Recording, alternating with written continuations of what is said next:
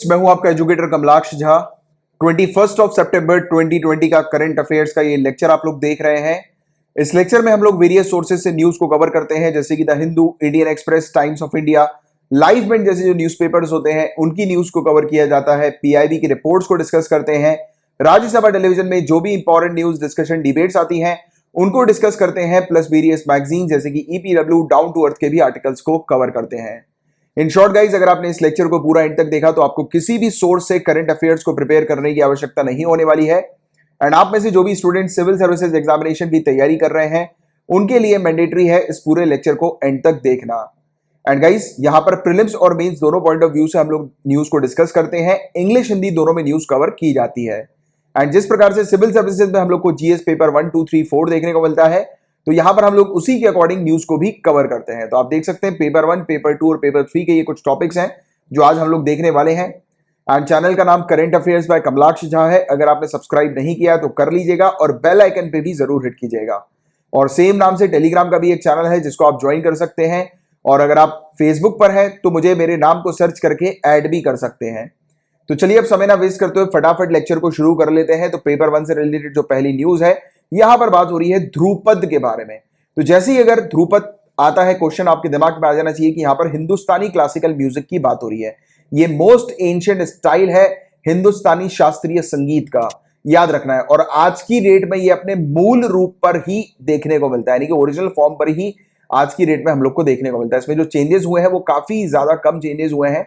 और इसका जो नेचर है ये स्पिरिचुअल नेचर का है, यानी कि इसकी जो इसका संगीत सुनते हैं उन लोग को जो फीलिंग आती है वो काफी पीसफुल फीलिंग आती है और स्पिरिचुअलिटी की, आध्यात्मिकता की फीलिंग आती है, ना कि एकदम एंजॉय करने की, हेड बैंग करने की। जैसे आप लोग म्यूजिक सुनते तो हेड बैंग नहीं करते हैं, मजा आ रहा है, एकदम रिलैक्स लग रहा है, नहीं, यहां पर ऐसा नहीं है। यहां पर भगवान को याद करने लगते हैं लोग। तो ऐसा कुछ नेचर है इस म्यूजिक का, राइट। तो ये एंटरटेन पर्पस के लिए नहीं है, तो ये चीज आपको याद रखनी है। और प्राइमरली ये भगवान की वर्शिप के लिए था। और यहां पर जो लोग इस म्यूजिक को बजाते हैं और गाते हैं तो वो बताया जाता है कि पहले के समय पे मंदिरों में ये बहुत हुआ करता था, टेम्पल्स में हुआ करता था। और जो जो गायक थे, सिंगर्स वगैरह थे, वो भगवान के सामने, यानी कि भगवान के सामने बैठकर ये गाया करते थे। और कहा जाता था ये भगवान को एक ऑफरिंग की तरह था, यानी कि भगवान को चढ़ाया जाता था ये म्यूजिक। और यहाँ पर इसके साउंड हुआ करते थे और गाने वगैरह बजते थे, तो वो भगवान को अर्पित किए जाते थे, चढ़ाए जाते थे, राइट। और फिर बाद में चल के ये एक sophisticated classical form of music के तौर पर जो है ये इवॉल्व हुआ, उभर कर आया, राइट। इसकी और कैरेक्टरिस्टिक्स की बात करें तो इसकी जो प्योरिटी है राग की, इसने उसको मेंटेन किया हुआ है। इसकी लैंग्वेज जो ध्रुपद की है वो 12वीं से 16वीं सेंचुरी में के आसपास जो है वो संस्कृत से ब्रिज भाषा में चेंज हो गई थी। तो ये वाली चीज भी आप लोग को थोड़ी सी पता होनी चाहिए, कभी कभी ऐसे क्वेश्चंस भी डायरेक्ट आ जाते हैं। और ये डिवोशनल म्यूजिक का एक फॉर्म है। इसका जो ओरिजिन है ये सामवेद से, क्वेश्चन ये भी आ सकता है कि कौन से वेद से ये ध्रुपद म्यूजिक स्टाइल जो है वो ओरिजिनेट हुआ है, तो सामवेद आपको पता होना चाहिए, राइट। और सामवेद के अंदर ये चैंटिंग इसकी हम लोग को देखने को मिलती है, यानी कि इसका जाप देखने को मिलता है एक प्रकार का। और ये गाया जाता है मेलोडी और रिदम, जिसको सामगान के नाम से जाना जाता है, तो उसकी मदद से ये गाया जाता है। यानी कि सामगान जो है वो उसकी मेलोडी है, रिदम है, उसकी हेल्प से जो है ये पूरा संगीत गाया जाता है, राइट। और ये इसने दूसरे वोकल स्टाइल्स भी जो है वो डेवलप किए हुए हैं, जैसे कि छंद और प्रबंध, राइट। और जिसके अंदर बताया गया कि वर्सेस और मीटर जो है वो इंट्रोड्यूस किया गया था। और ये जो दो एलिमेंट्स का फ्यूजन है ये फिर इमर्ज होकर आया, यानी कि छंद और प्रबंध जब इंट्रोड्यूस हुआ है, वर्स और मीटर, तो ये जो फ्यूजन हुआ ये पूरे म्यूजिक स्टाइल का, तो ये फिर ये उभर कर ध्रुपद के तौर पर हम लोग को देखने को मिला, इमर्ज हुआ, राइट, ध्रुपद के तौर पर। अब मेडिवल टाइम के अंदर मुगल और राजपूत किंग्स जो हैं इन्होंने संरक्षण दिया हुआ था ध्रुपद को, यानी कि इन्हीं के राज में, मुगल और राजपूत किंग के राज में हम लोग को ये ध्रुपद म्यूजिक बहुत देखने को मिलता था, राइट। फिर इंटरेस्ट धीरे धीरे करके खत्म हुआ क्योंकि फिर वो ख्याल म्यूजिक की तरफ जो है वो लोग चले गए थे। इसके परफॉर्मेंस की बात करें गाइस तो इसके परफॉर्मेंस जो है ध्रुपद के वो 2 पार्ट्स में होते हैं। इसमें आलाप और बंदिश, ये 2 पार्ट्स हैं या 2 अलग अलग कैटेगरीज हैं इसके परफॉर्मेंस की, जिसके बारे में आपको पता होना चाहिए। और इसमें संस्कृत मंत्र वगैरह हम लोग को देखने को मिलते हैं, राग देखने को मिलते हैं। स्लोली मेडिटेटिव मोड में जो है वो डेवलप हुई, यानी कि मैंने आपको बताया ना स्पिरिचुअल है ये, तो मेडिटेटिव मोड आप समझ ही रहे होंगे कि इंसान जो है वो एकदम मेडिटेशन वाले मोड में जो है वो चला जाता है, मेडिटेटिव मोड में चला जाता है। तो ये कुछ चीजें हैं इसकी जिसके बारे में आपको बस एक आइडिया रखना है, जनरल जानकारी। इसमें ज्यादा से ज्यादा आपसे यही पूछा जाएगा ध्रुपद क्या है और ये पर्टिकुलर ध्रुपद के अंदर हम लोग को मैंने इसकी इंपॉर्टेंस क्या थी, यानी कि भगवान के लिए जो है ये देखने को मिलता था और किस वेद में था ये। तो ये 2-3 चीजें बस आपको फिंगर पॉइंट से पता होनी चाहिए, उससे ज्यादा डिटेल में इसके बारे में नहीं आएगा। बट हालांकि आर्ट से रिलेटेड टॉपिक होता है, बट जो इंपॉर्टेंट जो चीजें आपसे पूछी जाएंगी वो ये सामवेद के बारे में पूछा जाएगा, ये संस्कृत से ब्रिज भाषा में ये कन्वर्ट हो गया उसके बारे में पूछा जाएगा। तो जो चीज मैंने भी आपको बताई है वो उतनी सफिशियंट है, इससे बाहर का और कुछ इस टॉपिक से मैं आपसे नहीं पूछा जाएगा। और पेपर 1 से रिलेटेड आज सिर्फ एक ही टॉपिक था, अब पेपर 2 के टॉपिक की तरफ आगे बढ़ रहे हैं। देखिए गाइस, इस न्यूज की बात करें तो गिलगित बल्तिस्तान के बारे में यहाँ पर बात हो रही है। तो इसकी लोकेशन आप देख सकते हैं इंडिया में, ये वाला जो एरिया आपको ऊपर दिखाई दे रहा है ये हमारी जम्मू एंड कश्मीर यूटी है और ये लद्दाख यूटी है। ये एलओसी आपको दिखाई दे रही है, पाकिस्तान ऑक्यूपाइड कश्मीर ये पूरा आपको दिखाई दे रहा है। तो यहां पर आप देखिए गिलगित बल्टिस्तान का एरिया आपको ये ऊपर नजर आ रहा है, दिखाई दे रहा है, ठीक है। और अभी ये टॉपिक न्यूज में इसलिए है क्योंकि पाकिस्तान ने डिसाइड किया है कि इस एरिया को ये फुल फ्लेज प्रोविंस का दर्जा देने वाला है। इसका ये डिसीजन सामने आ रहा है कि ये पूर्ण प्रांत का दर्जा इस क्षेत्र को देगा, गिलगित बल्तिस्तान को देगा। अभी एट प्रेजेंट अगर हम लोग पाकिस्तान की बात करें तो पाकिस्तान के अंदर आप देख सकते हैं कि सिर्फ 4 प्रोविंस है एट प्रेजेंट। बलूचिस्तान, ये आपको ये प्रोविंस पाकिस्तान की दिखाई दे रही है, बलूचिस्तान है।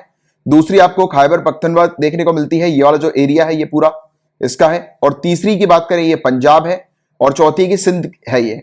और यहां पर कश्मीर और गिलगित बल्तिस्तान जो एरिया हम लोग को देखने को मिलता है वो बेसिकली पाकिस्तान का ऑटोनॉमस एरिया, ऑटोनॉमस रीजन हम लोग को देखने को मिलता है, राइट। तो ये 2 ऑटोनॉमस टेरिटरी है पाकिस्तान की, बट जो फुल फ्लेज प्रोविंस है पाकिस्तान के अंदर सिर्फ 4 ही हैं। अब पाकिस्तान ने ये डिसीजन लिया है कि ये इस क्षेत्र को, गिलगित बल्तिस्तान क्षेत्र को फुल फ्लेज टेरिटरी जो है, अपनी प्रोविंस जो है वो डिक्लेयर करेगा, ये इसने डिसाइड किया। तो ये गलत बात है। एक्चुअली ये जो एरिया है इस पर इंडिया का क्लेम है, और क्लेम क्या इंडिया का है, ये इंडिया की ही टेरिटरी है, इंडिया का ही एरिया है, बट इस पर ये पाकिस्तान इस प्रकार की गलत हरकत, टैक्टिक्स जो है वो कर रहा है। तो इस पर हम लोग थोड़ी सी डिटेल में चर्चा करेंगे, बात करेंगे, क्योंकि काफी इंपॉर्टेंट मुद्दा है। तो इसके बारे में पूरी चीज आपको क्रिस्टल क्लियर होनी जरूरी है। तो देखिए, हालांकि इंडिया ने क्लियरली पाकिस्तान को मैसेज दे दिया है कि पूरी की पूरी जो यूनियन टेरिटरी है जम्मू एंड कश्मीर की, लद्दाख की, इंक्लूडिंग गिलगित बल्तिस्तान का एरिया, ये वाला एरिया भी, ये इंडिया का इंटीग्रल पार्ट है, पूरा का पूरा इंडिया का ही पार्ट है, देश का अभिन्न अंग है ये। और पूरी तरह से लीगल और इररिवोकेबल एसेशन, पूर्ण कानूनी और अपरिवर्तनीय परिग्रहण के आधार पर यह भारत का इंटीग्रल पार्ट है, राइट। तो यानी कि पूरी तरह से लीगली भी इंडिया की ही टेरिटरी हम लोग को देखने को मिलती है। बट गिलगित बल्तिस्तान का इशू क्या है, क्यों ये पाकिस्तान की ऑटोनॉमस टेरिटरी कहलाती है? अगर ये इंडिया की पार्ट है तो क्यों पाकिस्तान की तरफ से ये ऑटोनॉमस रीजन की तरह ये हम लोग को देखने को मिलती है? तो उस पर भी हम लोग थोड़ी सी चर्चा करेंगे। तो देखिए गाइस, आप लोग ऑलरेडी जानते ही हो कि ये पाकिस्तान ऑक्यूपाइड कश्मीर, ये पूरी जो एरिया हम लोग को नजर आता है, तो ये जो एरिया है विवादित एरिया है, इस पर इंडिया का भी कंट्रोल है, पाकिस्तान का भी कंट्रोल है, राइट। तो ये गिलगित बाल्टिस्तान भी उसी एरिया पर हम लोग को देखने को मिलता है। सो गाइस, पूरा मुद्दा शुरू कहां से हुआ इस चीज को हम लोग देखते हैं। और इंडिया का जो ये क्लेम है कि ये पूरी टेरिटरी जो है वो इंडिया की है, तो वो कहां से साबित होता है, तो उस चीज को पहले आप समझ लो, क्योंकि वो क्लियरिटी रखना आपको बहुत ज्यादा जरूरी है। तो गाइस, जब ब्रिटिशर्स का यहां पर राज था इंडिया के ऊपर, तो 1846 का समय था। इस समय सिख सेना को ब्रिटिशर्स ने हरा दिया था, अंग्रेजों ने सेना को हरा दिया था। हराने के बाद जो ये टेरिटरी है पूरी, इस टेरिटरी को ब्रिटिशर्स ने गुलाब सिंह जी को बेच दिया था। गुलाब सिंह, जो कि डोगरा शासक हम लोग को देखने को मिलते हैं, जम्मू के डोगरा शासक गुलाब सिंह, इनको ब्रिटिशर्स ने बेच दिया था। बेचने के बाद ब्रिटिशर्स ने क्या किया कि यही सेम टेरिटरी को लीज पर ले लिया था गुलाब सिंह जी से। इसको ऐसा समझना, ठीक है, ये जो है ये ब्रिटिशर्स हैं, ब्रिटिशर्स ने कब्जा किया इस एरिया पर, इस जगह पर, और ये जो जगह है ये ब्रिटिशर्स ने इसको दे दी, ठीक है, इस व्यक्ति को बेच दी। अब ये जगह टेक्निकली किसकी हुई? इस व्यक्ति की हुई। बट ब्रिटिशर्स ने क्या बोला, चलो अब ये जगह तो आपके नाम पर हो गई है, आप एक काम करो, लीज पर, रेंट पर इस जगह को हमें दे दो, राइट। तो एक्चुअल ओनर इस जगह का कौन है? इस जगह का एक्चुअल ओनर अब ये है, ये व्यक्ति। बट इस जगह पर कंट्रोल अभी कौन कर रहा है? ब्रिटिशर्स, क्योंकि ब्रिटिशर्स ने इस टेरिटरी को लीज पे ले लिया है। तो सेम वैसे ही हुआ था, ब्रिटिशर्स ने ये जो एरिया था गिलगित बल्तिस्तान का, ये बेच दिया था गुलाब सिंह को, जो कि जम्मू के डोगरा शासक थे। और बेचने के बाद गुलाब सिंह से ही लीज पर, महाराजा से लीज पर ही ले लिया था इस पूरी टेरिटरी को। तो अभी तक तो आपको ये क्लियरिटी अच्छे से हो गई है कि ये पूरा जो है वो किस प्रकार से महाराजा के पास जो है ये पूरी टेरिटरी गई। अब आप लॉजिक लगाओ, जब ये टेरिटरी जम्मू के महाराजा के पास ऑलरेडी थी, और आप जानते हैं कि जम्मू जो है वो हमारे कंट्रोल में हम लोग को देखने को मिलता है, जम्मू के जो महाराजा हैं उन्होंने ये पूरी टेरिटरी जो है वो इंडिया को दे दी थी, आपको याद आ रहा होगा। इस पर भी बात कर लेते हैं। तो आपको याद रखना है इंस्ट्रूमेंट ऑफ एसेशन, ये इंस्ट्रूमेंट ऑफ एसेशन था, ये एक लीगल डॉक्यूमेंट था, महाराजा हरि सिंह जी के द्वारा ये साइन किया गया था, लागू हुआ था, जो कि महाराजा हरि सिंह उस समय रूलर थे princely state Jammu and Kashmir के। 26 अक्टूबर 1947 को इस एग्रीमेंट को साइन करते हुए ये जो इंडियन इंडिपेंडेंस एक्ट 1947 का हम लोग को देखने को मिलता है, इसके तहत महाराजा हरि सिंह एग्री हुए थे कि वो शामिल होना चाहते हैं इंडिया के साथ, डोमिनियन ऑफ इंडिया के साथ। तो ये इंडिया के साथ जो ये शामिल हुई थी जम्मू और जम्मू एंड कश्मीर, वो इंस्ट्रूमेंट ऑफ एसेशन के तहत हुई थी। और महाराजा हरि सिंह जी की बात करें तो आप देख सकते हैं महाराजा हरि सिंह है, तो इनके पिताजी प्रताप सिंह, ये आप देख सकते हैं, उनके पिताजी रणबीर सिंह के पिताजी आप देखेंगे गुलाब सिंह, जिनके बारे में अभी अपन चर्चा कर रहे थे कि इनको ब्रिटिशर्स ने जो है वो दे दिया था। और ये फाउंडर थे रॉयल डोगरा डायनेस्टी के और पहले महाराजा थे जम्मू एंड कश्मीर के। तो ये वाली चीज बहुत इंपॉर्टेंट है और इस तरीके से जो है वो आपको पूरी जो है वो क्लियरिटी होनी जरूरी है हर एक टॉपिक के बारे में। तो होपफुली अभी तक की जो कनेक्टिविटी है, लाइन आपको समझ में आ गई है। और मैं ये टॉपिक को थोड़ा सा डिटेल में इसलिए बता रहा हूं क्योंकि ये टॉपिक अब बहुत ज्यादा इंपॉर्टेंट हो गया, लगातार ये टॉपिक गिलगित बाल्टिस्तान का न्यूज में है, तो इसलिए अपन थोड़ा सा डीपली चल रहे हैं इस टॉपिक में। क्योंकि मैं अक्सर सिविल सर्विसेज के स्टूडेंट्स को बोलता हूं कि आपको ज्यादा डीप में चीजों को नहीं पढ़ना है, बट कितना डीप में पढ़ना है वो चीज, वो लाइन जो है वो मैं ड्रॉ करूंगा, वो मैं बताऊंगा। जैसे कि आप हमेशा जानते हैं कि कभी कभी यूपीएससी डीप में थोड़ी सी चीजें पूछ लेती है, 2019 के पेपर में ये चीज बकायदा दिखाई गई और अपन ने देखी है पूरी चीजें, राइट। तो थोड़ा सा जितना आपको डीप में जो पढ़ना है वो कितना डेप्थ होगी उसकी वो मैं डिसाइड करूंगा और मैं आपको बताऊंगा, जिससे कि आपको जो है वो सिर्फ उतने ही तक ही जो है वो जाना है, उतनी ही सिर्फ प्रिपरेशन करनी है, ठीक है। अच्छा, इसमें एक चीज और ध्यान में रखना, ये ट्रीटी ऑफ अमृतसर, ये ट्रीटी ऑफ अमृतसर 1846 को साइन की गई थी, जिसके तहत फॉर्मल तौर पर ब्रिटिशर्स ने गुलाब सिंह को ये जो एरिया है, टेरिटरी जो है पूरी, ये दी थी, ठीक है। तो ये ट्रीटी ऑफ अमृतसर भी याद रखना, कभी कभी ट्रीटी से रिलेटेड भी क्वेश्चन आ जाता है। और दूसरी इंपॉर्टेंट चीज कि ब्रिटिशर्स और सिख का जो युद्ध हुआ था वो फर्स्ट एंग्लो सिख वॉर हम लोग को देखने को मिला था। पहले एंग्लो सिख वॉर में ब्रिटिशर्स ने जो सिख के पास जो ये कब्जा था पूरा का पूरा ये जम्मू क्षेत्र का, जो हम लोग को देखने को मिल रहा था, जिसमें गिलगित बाल्टिस्तान की टेरिटरी भी लोकेटेड हम लोग को नजर आती है, तो वो पूरा क्षेत्र जो है वो सिखों से लेकर ब्रिटिशर्स ने अपने कब्जे में लिया और अपने कब्जे में लेकर उस क्षेत्र को बेच दिया गुलाब सिंह को, ठीक है। तो ये वाली चीज आप लोग को इस प्रकार से कनेक्टिविटी रखनी है। तो ये चीज आपने यहां तक क्लियर कर ली, रिपीट कर लेते हैं एक बार। क्या किया ब्रिटिशर्स ने, गुलाब सिंह जी को जो है ये बेच दी पूरी टेरिटरी जम्मू एंड कश्मीर की, हम लोग को देखने को मिला, जिसमें इंक्लूडेड क्या था, गिलगित बाल्टिस्तान की टेरिटरी थी। अब मैंने आपको क्या बोला कि टेक्निकली अगर हम लोग बात करें तो ये पूरी गिलगित बाल्टिस्तान की टेरिटरी किसके अंडर में थी, महाराजा जम्मू एंड कश्मीर के। और जम्मू एंड कश्मीर के महाराजा ने इंस्ट्रूमेंट ऑफ एसेशन को साइन करते हुए इंडिया को जो है ये पूरी टेरिटरी दे दी थी, इंडिया के साथ जो है वो हाथ मिला लिया था, राइट, इंडिया में शामिल हो गए थे ये। तो टेक्निकली गिलगित बाल्टिस्तान का एरिया तो इंडिया के कंट्रोल में ही है, राइट। तो इसलिए जो इंडिया क्लेम करती है वो, उसका जो क्लेम है वो जायज है। बट यहां पर प्रॉब्लम क्या आई वो समझना आप लोग के लिए जरूरी है। तो देखिए प्रॉब्लम ये आई कि ब्रिटिशर्स खेल गए। ब्रिटिश के एक आर्मी ऑफिसर थे, ये कर्नल की रैंक के थे, इन्होंने महाराजा हरि सिंह के गवर्नर को बंद कर दिया था, उनको यानी कि जेल में जो है वो उनको कैद कर लिया था।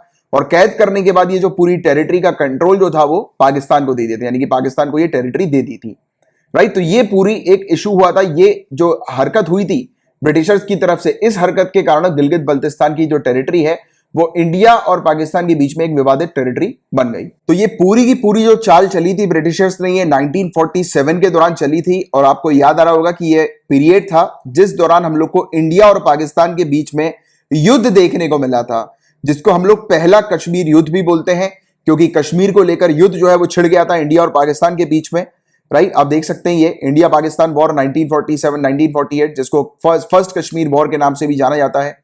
अब जब ये युद्ध छिड़ा तो इस युद्ध को रोकने के लिए और दोनों कंट्रीज के बीच में जो इश्यूज हैं उसको टैकल करने के लिए यूनाइटेड नेशंस बीच में आई। तो उस समय हम लोग को यूनाइटेड नेशन सिक्योरिटी काउंसिल का रेजोल्यूशन 47 देखने को मिला था, जिसको 21 अप्रैल 1948 को अडॉप्ट किया गया। और ये जो रेजोल्यूशन था, जो इंडिया और पाकिस्तान के बीच में जो इश्यूज कश्मीर को लेकर मुद्दे चल रहे हैं उसको रिजॉल्व करने के ऊपर बेस्ड था।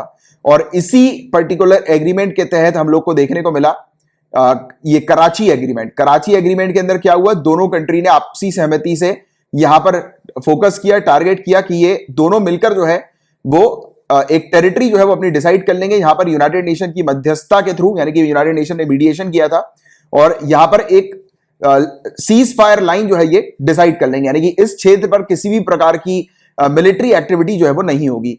तो ये वाला क्षेत्र जो है, जैसा आप देख सकते हैं, ये वाली टेरिटरी जो है वो आपको इस तरफ इंडिया की दिखाई दे रही है, आपको श्रीनगर दिखाई दे रहा है, कश्मीर दिखाई दे रहा है, ऊपर आप देखेंगे गिलगित एरिया आपको दिखाई दे रहा है, इस तरफ आप देखेंगे ये पाकिस्तान का पूरी टेरिटरी है, बट आप बीच में देखेंगे कि ये टेरिटरी छोड़ दी गई है, राइट, जहां पर हम लोग को गिलगित बल्तिस्तान भी नजर आ रहा है। तो ये कहा गया कि इस टेरिटरी पर ना कंट्रोल होगा पाकिस्तान का, ना कंट्रोल होगा इंडिया का, बट कराची एग्रीमेंट के थ्रू पाकिस्तान जो है उसको गिलगित एरिया पर जो है वो कंट्रोल करने का अधिकार मिला, और ये म्यूचुअल अंडरस्टैंडिंग के थ्रू। कैसा कंट्रोल? कि सिर्फ ये यहां पर इस क्षेत्र पर रहने वाले लोगों के ऊपर जो है वो ऑब्जर्वेंस क्रिएट करेगा, ऑब्जर्व करेगा, और इस क्षेत्र पर, गिलगित क्षेत्र पर पूरी तरह से इसका कंट्रोल नहीं होने वाला है। जो गिलगित बल्तिस्तान की अगर हम लोग बात करें तो ये यहां पर एक इनकी खुद की सरकार होगी, सेल्फ गवर्नेंस इनका इस क्षेत्र पर हम लोग को देखने को मिलेगा, ये चीज डिसाइड की गई। और 2009 से Gilgit Baltistan empowerment and self governance order के तहत ये जो टेरिटरी है ये ऑटोनोमस टेरिटरी के तौर पर फिर देखने को मिली, और यहां पर इनका खुद का एक यूनिकैमरल लेजिस्लेचर है, यानी कि इनकी खुद की असेंबली हम लोग को देखने को मिलती है, गिलगित बल्तिस्तान असेंबली, जिसको हेड करते हैं यहां के चीफ मिनिस्टर। तो ये चीफ मिनिस्टर भी है यहाँ पे, यानी कि इनकी खुद की एक टेरिटरी है जो कि खुद ब खुद रूल करती है, बट पाकिस्तान इस टेरिटरी के ऊपर अपना कंट्रोल रखता है। और यहां पर एग्रीमेंट के तहत कहा गया, ये दोनों ही चीज में हम लोग को देखने को मिला, United nation security council resolution plus ये वाली कराची एग्रीमेंट, इन दोनों में ही ये चीज देखने को मिली कि एक तो दोनों कंट्रीज के बीच में इस प्रकार के इश्यूज नहीं होंगे, यानी कि दोनों कंट्री जो है यहां पर इस क्षेत्र पर जो है वो लड़ाई नहीं लड़ेंगी, जंग नहीं छिड़ेंगी। बट और दूसरी चीज यहां पर यह चीज हुई कि जो पाकिस्तान पूरी तरह से इस टेरिटरी को अपने कंट्रोल में जो है वो नहीं रखेगा, यानी क्लेम नहीं करेगा कि पूरी टेरिटरी पाकिस्तान की है। बट अभी हमने क्या देखा कि पाकिस्तान क्या बोल रहा है? पाकिस्तान बोल रहा है कि ये पूरी टेरिटरी जो है, फुल फ्लेज प्रोविंस जो होगा वो पाकिस्तान के अंडर आएगा। पाकिस्तान ने ये डिसीजन ले लिया है जो कि वॉयलेट कर रहा है इस कराची एग्रीमेंट को भी। देखो आप देख सकते हैं ये दो रेजोल्यूशन हम लोग को देखने को मिले थे यूनाइटेड नेशंस के 1948 के समय पे, जब मैंने अभी आपको पढ़ाया बताया, राइट, और 1949 में भी एक एग्रीमेंट आया था जिसके अंदर क्लियरली स्टैब्लिश किया था गिलगित बल्तिस्तान और कश्मीर का मुद्दा। और ये क्या करेगा, पाकिस्तान का ये जो मूव है ये पाकिस्तान का कश्मीर का केस को सीरियसली डैमेज कर देगा। पाकिस्तान जो एक्चुअल में इंटरनेशनली क्लेम कर रहा है कि कश्मीर जो है वो पाकिस्तान को मिलना चाहिए, तो अगर ये ऐसा कर लेता है तो पाकिस्तान जो है एक तो इंटरनेशनल एग्रीमेंट्स का भी वॉयलेशन कर रहा है, और दूसरी बात अपने कश्मीर के मुद्दे को ये कमजोर कर रहा है। तो ये तो एक तरह से हमारे लिए ही अच्छी बात है ये वाली कि इंटरनेशनली फिर हम लोग जो है वो पाकिस्तान के अगेंस्ट जो है वो पाकिस्तान के इस मूव को जो है वो रख सकते हैं, राइट। तो ये वाली चीज है। और दूसरी बात, इसको अगर ये 5वीं प्रोविंस बना लेगा तो ये कराची एग्रीमेंट का भी उल्लंघन कर रहा है, जिसके बारे में मैंने अभी आपको बताया था।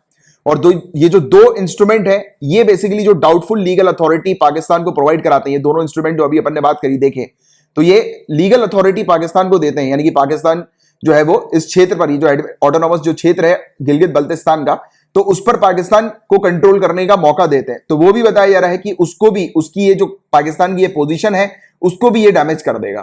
तो इंटरनेशनली पाकिस्तान को काफी नुकसान होने वाला है इस चीज को लेकर, क्योंकि इंडिया जो है वो इसके अब विरोध में जा रही है और इंटरनेशनली ये चीज पुट की जाएगी, क्योंकि इंटरनेशनल एग्रीमेंट्स का उल्लंघन ही हम लोग को देखने को मिल रहा है पूरा का पूरा। और साथ ही साथ ये 1963 के पाकिस्तान चाइना बाउंड्री एग्रीमेंट का भी उल्लंघन करेगा, क्योंकि ये जो एग्रीमेंट है गाइस, इस एग्रीमेंट के तहत जो पाकिस्तान और चाइना की जो बाउंड्री सेट की गई थी, उसके बीच की जो टेरिटरी है वो इंडिया से होती गुजर रही थी और ऐसी टेरिटरी से होकर गुजर रही थी जिसको इंडिया क्लेम करती है। तो इसलिए इंडिया ने इस चीज को रिकॉग्नाइज नहीं किया था, और एंड में ये चीज सामने आई थी कि जब जो ये इश्यूज है इंडिया और पाकिस्तान के बीच में, जब ये सेटल हो जाएंगे, कश्मीर का मुद्दा जब सेटल हो जाएगा, तब फिर ये बाउंड्री जो है वो मतलब पाकिस्तान और चाइना मिलकर जो है वो कंटिन्यू कर सकते हैं, यानी कि इस एग्रीमेंट पर जो है वो फिर वो काम कर सकते हैं। और साथ ही साथ ये 1972 के शिमला एग्रीमेंट के अंदर भी ये चीज मेंशन थी, इस चीज का उल्लेख था कि दोनों में से ना इंडिया ना पाकिस्तान इस टेरिटरी के ऊपर अपना कंट्रोल जो है वो नहीं रखेंगे और ना ही इस टेरिटरी के अंदर कुछ चेंजेस लाएंगी, राइट। तो ये पाकिस्तान वेरियस जो एग्रीमेंट्स है उसका उल्लंघन कर रहा है, इसलिए आपको वेरियस एग्रीमेंट्स के बारे में डिटेल्स पता होनी चाहिए थी, और सिर्फ उतनी ही डिटेल जितना मैंने भी आपको बताया है। तो होपफुली आपने कहीं पर नोट डाउन किया होगा जो मैंने कुछ एक्स्ट्रा इन्फॉर्मेशन आप लोग को यहाँ पर दी है। बट बाकी इसकी ज्योग्राफिकली लोकेशन की अगर हम लोग बात करें गाइस, देखो मैंने आपको ऑलरेडी बता ही दिया था कि ये इसमें हम लोग को देखने को मिलता है कि खुद के चीफ मिनिस्टर होते हैं गिलगित बल्तिस्तान के अंदर, इनकी एक रीजनल असेंबली भी हम लोग को देखने को मिलती है, राइट। और पाकिस्तान ऑक्यूपाइड कश्मीर का ये पार्ट हम लोग को देखने को मिलता है। चाइना के साथ, अफगानिस्तान और कश्मीर के साथ ये अपनी बाउंड्री शेयर करता है, ये वाला एरिया, और इंडिया इसको अनडिवाइडेड जम्मू एंड कश्मीर का पार्ट मानती है। और क्यों मानती है तो उसके बारे में मैंने भी आपको बता ही दिया, पूरे तर्क अभी अपन ने देखे। और यहां से चाइना पाकिस्तान इकोनॉमिक कॉरिडोर भी होकर गुजर रहा है, CPEC basically belt and road initiative जो है चाइना का, उसी का ही एक पार्ट है। इसके अलावा इस क्षेत्र में आपको 8000ers टोटल 5 नजर आएंगे। तो टोटल जो 8000ers है वो 14 है। और ये 8000ers होता क्या है, तो इसको आसान भाषा में देखो आप, तो ये देखो international mountaineering and climbing federation, इसके द्वारा रिकॉग्नाइज किया गया है 14 माउंटेन को 8000ers। और ये ऐसे माउंटेन्स है जिनकी हाइट 8000 मीटर से ऊपर की है। आप ये देखिए, ये आप फोटो देखिए, मैप देखिए, 14 8000ers आपको नजर आ रहे हैं, K2, K3, K4, K5। ये नंगा पर्वत, इससे रिलेटेड पहले भी सिविल सर्विसेज में क्वेश्चंस पूछे जा चुके हैं। यहां पर कंचनजंगा देखिए आप, और पूरे ये पर्वत देखिए आप, ये 14 पर्वत ऐसे हैं जिनकी हाइट 8000 मीटर से ऊपर की है। तो इसको रिकॉग्नाइज किया है international mountaineering and climbing federation के द्वारा। और इस 8000ers के में से हम लोग को टोटल 5 जो है वो इसी क्षेत्र पर, इसी रीजन पर देखने को मिलते हैं। यहां पर 50 से ज्यादा ऐसी चोटियां आपको नजर आएंगी जिनकी हाइट 7000 मीटर से ऊपर की है। और पूरे दुनिया भर में सबसे ऊंचे जो ग्लेशियर्स हम लोग को नजर आते हैं वो 3 यहां पर हैं, यानी कि पूरे दुनिया भर में जो ग्लेशियर्स हैं पोलर रीजन के बाहर, वो सबसे ऊंचे हम लोग को यहां पर 3 देखने को मिलते हैं, 3 नजर आते हैं गिलगित बल्तिस्तान के क्षेत्र में। तो ये था पूरा ओवरऑल टॉपिक गाइस। होपफुली आप लोग को पूरी चीजें अच्छे से क्रिस्टल क्लियर हो गई होंगी। न्यूज सामने आ रही है, बताया जा रहा है कि यूएसए की एक्सपेक्टेशंस है, यूएसए की उम्मीद है, अमेरिका की उम्मीद है कि India USA 2+2 ministerial dialogue meeting के दौरान, जो कि अगले महीने अक्टूबर एंड में हम लोग को देखने को मिलने वाली है, तो इंडिया इस दौरान उम्मीद है यूएसए को कि आखिरी foundational agreement, basic exchange and cooperation agreement for geospatial cooperation, इसको साइन करेगी। और ये इंडिया ने ऑलरेडी ऐसे 3 एग्रीमेंट यूएसए के साथ साइन कर लिए हैं। पहला है इसमें से logistic exchange memorandum of agreement, दूसरा है communications compatibility and security agreement COMCASA, तीसरा GSOMIA general security of military information agreement, और जीसोमिया का एक्सटेंशन जो है वो है इंडस्ट्रियल सिक्योरिटी एनेक्स, जिसको साइन किया था आखिरी 2+2 डायलॉग के दौरान। अब जो नेक्स्ट अगले महीने 2+2 डायलॉग होगा, तो उस दौरान इंडिया जो है वो यूएसए के साथ बीईसीए एग्रीमेंट को साइन करेगी। तो ये जो एग्रीमेंट है गाइस, ये जियो स्पेशियल इंफॉर्मेशन के एक्सचेंज के ऊपर बेस्ड है। इंडिया और यूएसए के बीच की जो दोनों मिलिट्री है और दोनों मतलब जो आर्मी के यूज के पर्पस के लिए और सिविलियन यूज के पर्पस के लिए, दोनों ही जियो स्पेशियल इंफॉर्मेशन एक्सचेंज करेंगे। इसका मतलब क्या हुआ, इजी तरीके से समझो, हमारे इंडिया की काफी सारी सैटेलाइट स्पेस में है जिसका अपन इस्तेमाल करते हैं, वैसे ही यूएसए की काफी सारी सैटेलाइट्स स्पेस में है। तो इन सैटेलाइट्स की मदद से यूएसए क्या करती है, आप जानते हैं कि आज की डेट में सैटेलाइट्स इतनी ज्यादा पावरफुल है कि जमीन में क्या एक्टिविटी हो रही है उसके बारे में पूरी इंफॉर्मेशन सैटेलाइट को पता लग जाती है, राइट। यानी कि ग्राउंड पर क्या मूवमेंट हो रहा है, इवन ग्राउंड पर कौन से मिनरल्स है, रिसोर्सेज है, इसकी जानकारी भी ये सैटेलाइट्स दे देती हैं। तो बताया जा रहा है कि हम लोग जो है वो ये सब इंफॉर्मेशन जो है वो यूएसए के साथ शेयर करेंगे। यूएसए की जो बड़ी अच्छी जो टेक्नोलॉजीज हैं, सैटेलाइट टेक्नोलॉजीज, तो उसके थ्रू ये जियो स्पेशियल इंफॉर्मेशन हमें प्रोवाइड कराएगी, हम जो है वो यूएसए को प्रोवाइड कराएंगे। तो ये वाली चीज है जिसके बारे में आपको पता होना चाहिए। सिंपल सा ये वाला एग्रीमेंट इसी से रिलेटेड है, ये exchange of geospatial information से रिलेटेड है। क्लियर है यहां तक बात है। इसके बेनिफिट क्या मिलेंगे इंडिया को, तो बताया जा रहा है कि बीईसीए अलाउ करेगी कि इंडिया यूएसए के एक्सपर्टीज जियो स्पेशियल इंटेलिजेंस का उपयोग कर पाएगी, क्योंकि आप जानते हैं कि यूएसए के पास बहुत अच्छी अच्छी टेक्नोलॉजीज है। तो उन एक्सपर्टीज का, उन टेक्नोलॉजीज का और जो एक्सपर्ट्स वहां पर मौजूद है उनका हम लोग जो है वो डायरेक्टली इस्तेमाल कर पाएंगे, जिससे कि हमारी मिलिट्री एक्यूरेसी बढ़ेगी, जिससे कि हम लोग को एग्जैक्टली पता लगे। जैसे कि अगर हम लोग को पता करना है कि किस क्षेत्र पर जो है वो कौन से, यानी कि टेररिस्ट का मूवमेंट है, या फिर कहीं पाकिस्तान की या चाइना की के जो ट्रूप्स है कहीं वो यहां पर एंटर तो नहीं हो रहा है, या फिर उनका क्या मूवमेंट है, तो उस पर उसको भी पता लगाने के लिए हम लोग इजिली यूएसए की मदद से ये पता लगवा सकेंगे। इसके अलावा एक और चीज यहां पर सामने आ रही है, जैसे कि हमारे जो वेपन्स है, जैसे कि बैलिस्टिक मिसाइल्स, राइट, और जैसे क्रूज मिसाइल हो गई, ड्रोन्स वगैरह हो गए, तो इस पर भी हम लोग को काफी मदद मिलेगी। क्योंकि देखो काफी सारी ऐसी टेक्नोलॉजीज होती है, जैसे कि अगर हम लोग बात करें बैलिस्टिक मिसाइल्स वगैरह की, तो ये सब टेक्नोलॉजी भी जो होती है वो किसके ऊपर बेस्ड होती है, सैटेलाइट्स वगैरह के डायरेक्शंस के ऊपर बेस्ड होती है। तो सैटेलाइट्स वगैरह के थ्रू हम लोग को एग्जैक्टली पता लग जाएगा कि पूरे एरिया की लोकेशन क्या है, जिससे कि हम लोग एक्यूरेटली अगर हम लोग को कहीं पर टारगेट करना है या फिर ड्रोन से किसी क्षेत्र की निगरानी करनी है, तो ड्रोन से अगर किसी क्षेत्र की निगरानी करनी है तो वो एक्चुअल लोकेशन पर जब ही हमारा ड्रोन पहुंचेगा जब हम लोग को एग्जैक्टली पहले से पता हो कि इस क्षेत्र पर कुछ गतिविधि हो रही है।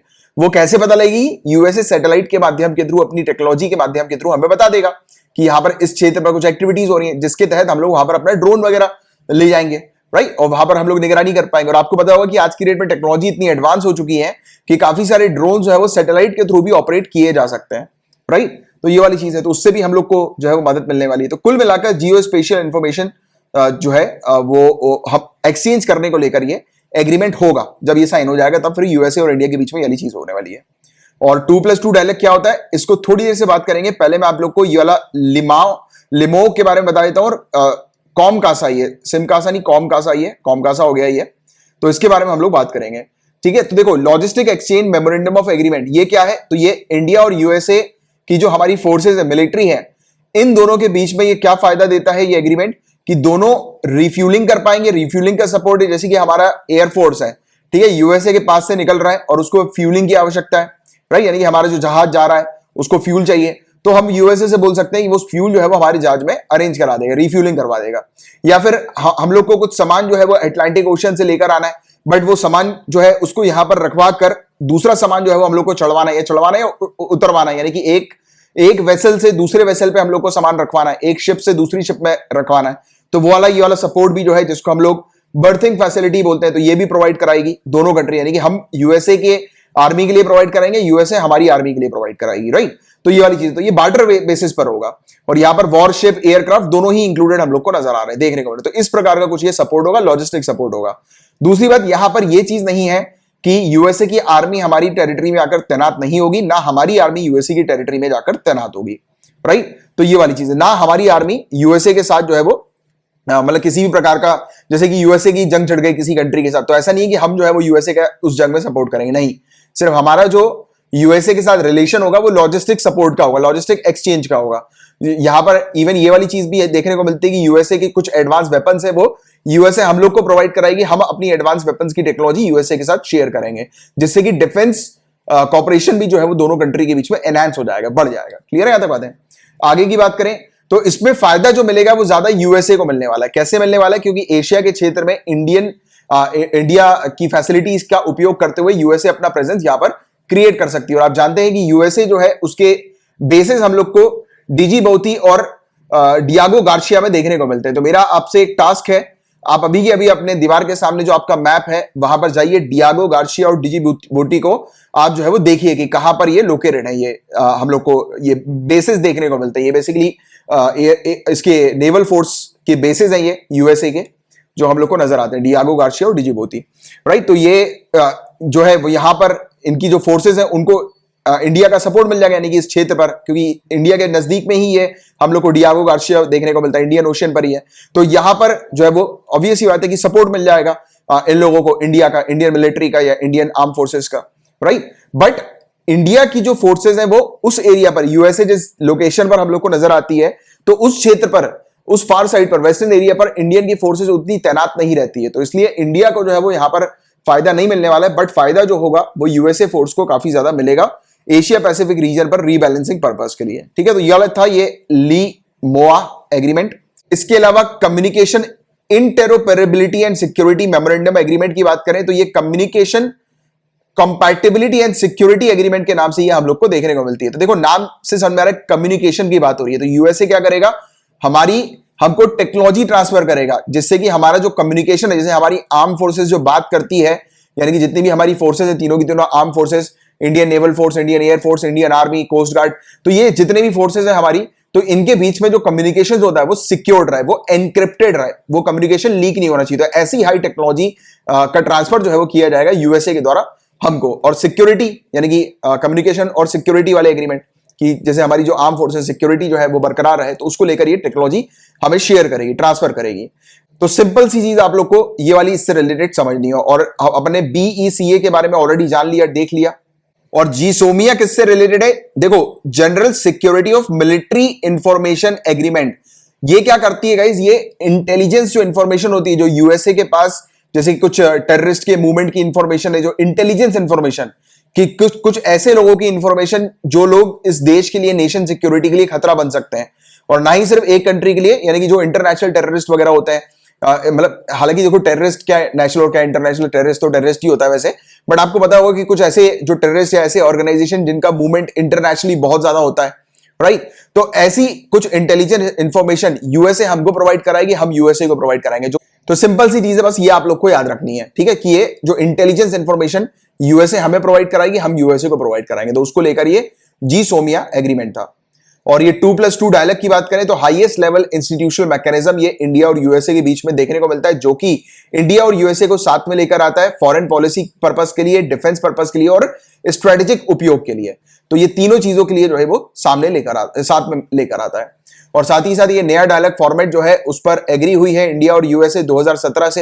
ये 2+2 डायलॉग, यानी कि दोनों बैठते हैं, मीटिंग करते हैं, और इस मीटिंग के दौरान वेरियस चीज जो है वो होती है, यानी कि वेरियस डिस्कशंस होते हैं, वेरियस एग्रीमेंट साइन होते हैं, जो कि अभी अपन ने देखे कि ये 4 एग्रीमेंट जो है वो इसी डायलॉग मीटिंग के बीच में देखने को मिले थे, राइट। और यानी कि पिछले 3 और अभी ये चौथा जो है वो बताया जा रहा है कि अभी आएगा, राइट। और इसने रिप्लेस किया था India US strategic and commercial dialogue for trade and commercial issues को, इसको जो है वो किया था रिप्लेस, ठीक है। तो ये वाली चीज आप लोग को पता होनी चाहिए, सिंपल सी। तो ये था पूरा ओवरऑल टॉपिक इससे रिलेटेड। होपफुली आपको पूरी चीज अच्छे से क्लियर हो गई होगी। वर्ल्ड पेशेंट सेफ्टी डे के बारे में तो याद रखिएगा, हर साल 17 सितंबर को world patient safety day observe किया जाता है। पिछले साल से ही इस दिन की शुरुआत हुई है, इस दिन को ऑब्जर्व करने की, और इसको शुरू किया है वर्ल्ड हेल्थ ऑर्गेनाइजेशन के द्वारा। तो ये 3-4 पॉइंट्स आप लोग को इसके बारे में पता होना चाहिए।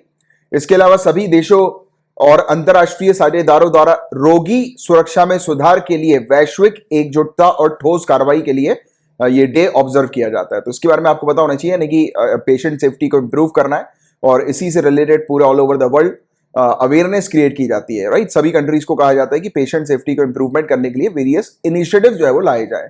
और इस साल की जो इसकी थीम है वो है health worker safety a priority for patient safety, स्वास्थ्य कार्यकर्ता सुरक्षा रोगी सुरक्षा के लिए प्राथमिकता। तो जो भी हिंदी मीडियम से स्टूडेंट्स इस एग्जाम को लिखते हैं, मैं हमेशा उनको यही बोलता हूं कि एक बार इंग्लिश, जो भी इंटरनेशनल थीम्स वगैरह आती हैं उसको एक बार इंग्लिश में देख लिया करो, क्योंकि पास्ट में काफी सारे हिंदी मीडियम एस्पिरेंट्स से ये कंप्लेन लगातार देखने को मिली है कि कभी कभी कुछ थीम्स वगैरह पूछ ली जाती है, और अगर आंसर में अगर ट्रांसलेशन में हल्का फुल्का भी डिफरेंस हुआ तो स्टूडेंट्स कंफ्यूज हो जाता है, राइट। तो इसीलिए एक बार थीम इंग्लिश में जरूर देखा करो, ठीक है। तो ये था पूरा ओवरऑल टॉपिक इससे रिलेटेड। अब इस न्यूज की बात करेंगे गाइस, तो क्वींस काउंसिल क्या होता है ये हम लोग देखेंगे, बट बिफोर दैट ये न्यूज कुलभूषण जाधव जी से रिलेटेड है। कई बार हम लोग कुलभूषण जाधव जी के बारे में ऑलरेडी डिस्कस कर चुके हैं, बट फिर भी एक इन जनरल आइडिया मैं आपको दे दूं कुलभूषण सुधीर जाधव जी के बारे में। तो देखिए गाइस, पाकिस्तान के अंदर इनको अरेस्ट किया गया था, इनके खिलाफ टेररिज्म के चार्जेस और जासूसी के चार्जेस लगाए गए थे। कहा इनको, यानी कि जो आरोप इनके ऊपर जो लगाया गया था वो ये लगाया गया था कि इंडिया की जो रॉ है, रिसर्च एंड एनालिसिस विंग, जो हमारी इंटेलिजेंस एजेंसी है, तो कुलभूषण जाधव जी हमारी रॉ को कुछ पाकिस्तान की सीक्रेट इंफॉर्मेशन, खुफिया जानकारी जो है ये प्रोवाइड कराते हैं। तो ये ऐसे आरोप जो है वो इनके ऊपर लगा दिए गए थे, टेररिस्ट के आरोप लगा दिए गए थे, और ये आरोप लगाने के बाद इनको मौत की सजा सुना दी थी। और अभी इनका फेयर ट्रायल के लिए इंडिया ने जो है वो डिमांड करी है कि या तो इंडियन लॉयर इनको मिलना चाहिए या फिर क्वींस काउंसिल मिलना चाहिए। तो ये इंडिया की तरफ से ये डिमांड है कि अगर फेयर ट्रायल इनका करना है, यानी कि निष्पक्ष तरीके से पूरी कोर्ट की कार्रवाई करनी है, तो फिर फेयर ट्रायल पर्पस के लिए या तो इंडियन लॉयर को अपॉइंट किया जाए या फिर क्वींस काउंसिल को अपॉइंट किया जाए, जो कि इनके बिहाफ में केस लड़ेंगे, राइट। क्योंकि ऑब्वियस ही बात है कि पाकिस्तान के अंदर अगर लॉयर अगर अपॉइंट किया गया तो हम लोग ये उम्मीद कर ही नहीं सकते हैं कि यहाँ पर निष्पक्ष कार्रवाई हो, राइट। क्योंकि वो लॉयर जो होगा फिर वो निष्पक्ष तरीके से कार्रवाई नहीं करेगा, और निष्पक्ष तरीके से कार्रवाई होनी चाहिए अगर, तो उसके लिए इंडियन लॉयर्स अगर तैनात रहेंगे वहां पर, या फिर क्वींस काउंसिल अगर हम लोग को मिल जाएगी, तो फिर जो है ये हो सकता है, पॉसिबल हो सकता है। तो इंडिया ने लागू किया है कॉमनवेल्थ ग्राउंड को, जिसके तहत क्वीन काउंसिल को जो है वो अपॉइंट किया जाएगा। तो अभी सवाल यही उठता है क्वीन काउंसिल क्या है, तो उसके बारे में हम लोग बात करेंगे, राइट। तो इंटरनेशनल कोर्ट ऑफ जस्टिस ने भी पाकिस्तान को इवन कहा था कि फेयर रिव्यू को इंश्योर किया जाए, इनके ऊपर जो इनको जो मौत की सजा सुनाई है तो उसका फेयर रिव्यू होना चाहिए, निष्पक्ष तरीके से उसका रिव्यू होना चाहिए, सुनिश्चित करना चाहिए उसको कि मतलब निष्पक्ष समीक्षा हो, निष्पक्ष रिव्यू हो। और इंडिया ने कहा है कि पाकिस्तान ये करेगा नहीं, क्योंकि पहले भी इसने नहीं किया था, काफी समय तक इसने कंस्यूलर एक्सेस जो है वो नहीं प्रोवाइड किया था इंडिया को। कंस्यूलर एक्सेस का मतलब क्या होता है, जैसे कि जब आप आईएएस का एग्जाम क्लियर करके अगर आपको फॉरेन सर्विसेज मिलेगी, इंडियन फॉरेन सर्विसेज, क्योंकि काफी सारे लोगों का सपना भी होता है, उनकी प्रायोरिटी होती है कि उनको बाहर दूसरे देश में जो है वो जाकर सर्व करना है, काफी सारे लोगों का होता है, तो इंडियन फॉरेन सर्विसेज उनको चाहिए होती है। तो जब आपको फॉरेन सर्विस मिलेगी तो आप दूसरी कंट्री के अंदर इंडिया को रिप्रेजेंट करेंगे, है ना, तो आप कंसुलेट्स के अंदर होंगे दूसरी कंट्री के अंदर, तो ये वाली चीज जो है वो होती है। तो जो हमारे जो डिप्लोमेट्स हैं जो पाकिस्तान के अंदर मौजूद है, तो उनसे मुलाकात जो है वो हमारे मतलब ये कुलभूषण जाधव जी की नहीं हो पा रही थी। तो ये एक इशू था और ये काफी समय से चल रहा था। तो अगर काफी समय तक ये इन्होंने कंस्यूलर एक्सेस ही नहीं प्रोवाइड किया था, तो हम लोग उम्मीद तो कर ही नहीं सकते कि ये पाकिस्तान जो है वो निष्पक्ष तरीके से मतलब ये समीक्षा करे अपने डेथ सेंटेंस की, या निष्पक्ष तरीके से पूरी कोर्ट की कार्रवाई करे, तो ये पॉसिबल ही नहीं था। तो इसलिए इंडिया ने फिर ये क्वीन काउंसिल के ऊपर जो है वो जोर लगाया, या फिर कहा कि इंडिया का खुद का लॉयर जो है वो अपॉइंट किया जाए। तो क्वीन काउंसिल होता क्या है? तो सिंपल सी बात आपको याद रखनी है, बैरिस्टर होते हैं या फिर एक एडवोकेट वकील होते हैं जिनको अपॉइंट किया जाता है यूके क्राउन के द्वारा। यूके क्राउन के द्वारा इनको अपॉइंट किया जाता है। यूके की जो क्वीन है वो इनको अपॉइंट करती है और ये लॉर्ड चांसलर की रिकमेंडेशन के आधार पर अपॉइंट की जाती है। और पूरे दुनिया भर में लगभग जितने भी कोर्ट्स हैं, जितने भी कोर्ट कचहरी जो अदालतें हम लोग को देखने को मिलती है पूरे दुनिया भर में, सभी के सभी क्वींस काउंसिल को रिकॉग्नाइज करती हैं, राइट। और क्वीन काउंसिल अपॉइंट किए जाते हैं लीगल प्रोफेशन के, यानी कि जो ये वकील होते हैं लीगल प्रोफेशन के ही होते हैं, बट ये लेवल ऑफ एक्सपीरियंस की जगह मेरिट के बेसिस पर अपॉइंट किए जाते हैं। ये अनुभव के स्तर के बजाय योग्यता के आधार पर अपॉइंट किए जाते हैं। तो ये वाली चीज बस आप लोग को इसके बारे में बस एक बेसिक आइडिया होना चाहिए कि क्वीन काउंसिल है क्या, ठीक है। तो ये वकील होते हैं जो कि यूके की जो क्राउन है, क्वीन है, वो उनके द्वारा अपॉइंट किए जाते हैं और इसको रिकमेंड किया जाता है लॉर्ड चांसलर के द्वारा, ठीक है। और पेपर 2 से रिलेटेड सिर्फ इतने ही टॉपिक्स थे। Now we will move on to paper 3, air bubble. इसके बारे में हालांकि पहले भी कई बार डिटेल में हम लोग डिस्कस कर चुके हैं। आपको ये तस्वीर में क्या दिखाई दे रहा है? प्लेन्स उड़ रहा है, और प्लेन्स कहां पर उड़ रहे हैं? एक बबल पे उड़ रहे हैं। और आप देख सकते हैं बबल यानी कि ये नीचे आपको धरती दिखाई दे रही है और धरती में आपको ये टेरिटरी कंट्रीज दिखाई दे रही है। अब इन कंट्रीज पर ये प्लेन की रीच नहीं है, तो इसका मतलब आप समझिए गए कि एक एग्रीमेंट होता है जो मतलब एक से ज्यादा कंट्रीज के बीच में हम लोग को देखने को मिलता है। यानी कि दो कंट्रीज आपस में मिलकर, या दो से ज्यादा कंट्रीज भी आपस में मिलकर ऐसा एग्रीमेंट करती हैं जिसके तहत वो अपनी कमर्शियल फ्लाइट सर्विस जो है वो रीस्टार्ट कर देती है। क्योंकि अभी कोरोना वायरस के चलते अभी पूरे जितने भी एयरलाइन ऑपरेशन है सबके सब बंद है, तो उनको वापस से शुरू करना है। बट शुरू करेंगे वो काफी कुछ देख दाख के किया जाएगा। तो ये देखा जाता है कि मतलब जो भी दो कंट्रीज हैं उनके जो कोरोना वायरस के केसेस हैं वो लगभग सेम होने चाहिए, और लगभग सेम होंगे, या फिर वहां पर कोरोना वायरस का उतना खतरा नहीं होगा। तो उन सब चीजों को देखते हुए ये सर्विस जो है वो शुरू की जाती है। क्योंकि आज की डेट में कोरोना वायरस का खतरा अभी खत्म हुआ ही नहीं, और अभी इवन ऐसी न्यूज आ रही है जैसे कि छत्तीसगढ़ के अंदर दोबारा से जो है वो शुरू हो गया है लॉकडाउन वगैरह, और वेरियस और अलग अलग लोकेशंस पर लॉकडाउन शुरू हो रहा है। तो अब थोड़ी सी चिंता नजर आ रही है कि अभी सिविल सर्विसेज का जो एग्जामिनेशन है वो फिर मतलब अभी 4 अक्टूबर को है, तो फिर क्या होने वाला है, और तो वो बड़ी चिंता है। और काफी लोग तो डिमांड भी कर रहे हैं इवन पोस्टपोन करने की एग्जाम। तो अभी तो फिर भी ये काफी कुछ समझ में आ नहीं रहा है। बट हाँ, मैं जितने भी स्टूडेंट से मैं ये एक बात बोलना भी चाहूंगा कि जो भी स्टूडेंट्स अपीयर होने वाले हैं अभी अक्टूबर 4 को, गाइस देखिए आप बिल्कुल भी चिंता मत करो एग्जाम पोस्टपोन हो रहा है या क्या हो रहा है, क्योंकि ये सब जो न्यूज होती है वो आपको भटकाएंगी, राइट। आपको पढ़ने नहीं देंगे। तो आप ये सब न्यूज पर ध्यान मत दें, सिर्फ पढ़ने पर ध्यान दो आप अपना। क्योंकि देखो, अगर लोग बोल रहे हैं पोस्टपोन हो रहा है, पोस्टपोन हो रहा है, और अगर बाई चांस नहीं हुआ तो आप अपना टाइम वेस्ट कर रहे हो। तो इसलिए अपने आप को रेडी रखो हर तरीके से, चाहे पोस्टपोन हो तो भी कोई दिक्कत नहीं। अगर पोस्टपोन होता है तो उसको एक पॉजिटिव स्टेप की तरह लेना कि आप और अच्छी तरीके से अपनी मेहनत कर पाओगे, और अगर नहीं होता है तो आपको अपनी मेहनत तो पूरी करनी है ही, राइट। तो इस चीज पर थोड़ा सा ध्यान रखना। ये सब जो न्यूज आ रही है आजकल पोस्टपोन वगैरह की, तो उस पर अभी आप लोग ध्यान मत दो। जब यूपीएससी अपने ऑफिशियल पेपर रिलीज कर देगी, नोटिफिकेशन रिलीज करेगी, तब अपन मानेंगे, ठीक है। तब मैं भी आपको यहाँ पे बता दूंगा। चलो एनीवेज, तो अभी तक तो आपने ये चीज समझ ही ली कि ये एयर बबल होते क्या है। हालांकि पहले भी अपन ने इसके बारे में डिटेल में डिस्कस किया ही हुआ था।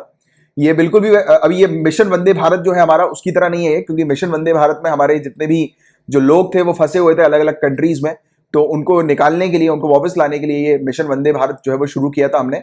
बट हमारे यहाँ हमारी कंट्री के अंदर दूसरे जो कंट्री है उसके एयरलाइंस को हम लोगों ने अलाउ नहीं किया था तो मिशन वंदे भारत के अंदर। बट जो ये एयर बबल होता है, उस एयर बबल में हमारी कंट्री के जो एयरक्राफ्ट है वो दूसरी कंट्री में जाएंगे, दूसरी कंट्री के हमारी कंट्री में आ सकते हैं।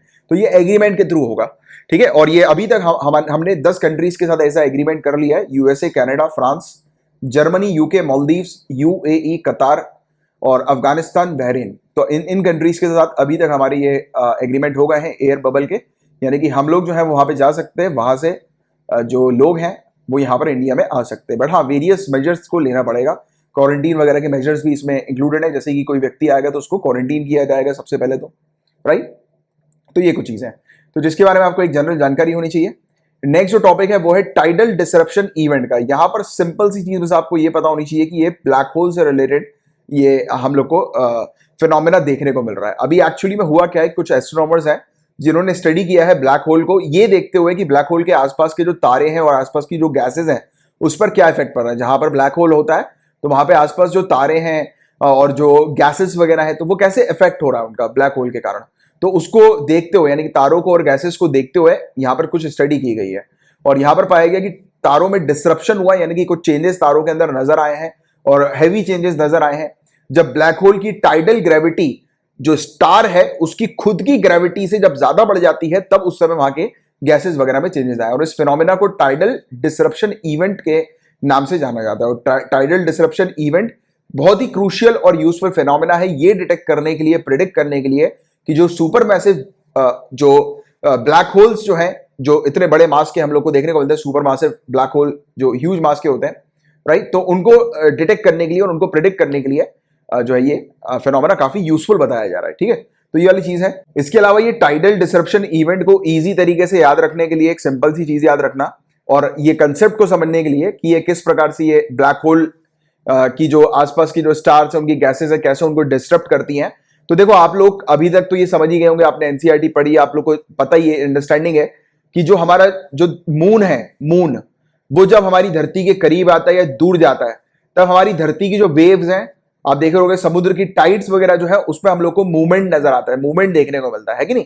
तो यही चीज होती है टाइडल वेव्स और ये तो हमारी जो टाइड्स है उनका मूवमेंट होता है, बट एक्चुअल में ये पूरा खेल जो होता है वो ग्रेविटी का होता है, राइट। तो एक्चुअली में जो स्टार की ग्रेविटी और ब्लैक होल की ग्रेविटी, तो ये जब ब्लैक होल की ग्रेविटी स्टार की ग्रेविटी से एक्सीड हो जाती है, ज्यादा हो जाती है, तो ब्लैक होल क्या करता है, ब्लैक होल उसको खींचने की कोशिश करता है, उसको अपनी तरफ जो है वो खींचने की कोशिश करता है। बट स्टार की खुद की भी ग्रेविटी है तो इसलिए वो उसकी तरफ मूव करेगा नहीं, बट हाँ कुछ फोर्स जो होगा वो ब्लैक होल की तरफ जाएगा जरूर।